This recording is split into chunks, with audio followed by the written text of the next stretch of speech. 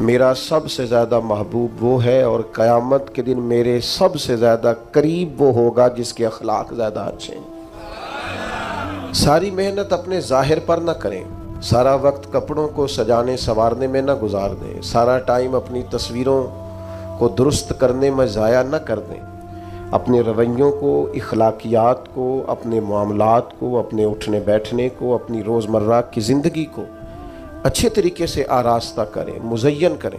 ये सबसे पहले ये देखें कि हमारी तबीयत के अंदर दरगुज़र कितना ज़्यादा है, मुआफ़ करने का मिजाज किस हद तक है।